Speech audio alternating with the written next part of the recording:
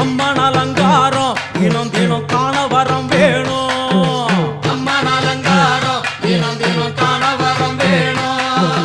அம்மன் அலங்காரம் கண்டுவிட்டா நம்ம குறை தீரும். அம்மன் அலங்காரம் கண்டுவிட்டா நம்ம குறை தீரும். அம்மனுக்கு விரதம் ஆதி முதல் இன்று வரை வழக்கம். அம்மனுக்கு விரதம் ஆதி முதல் இன்று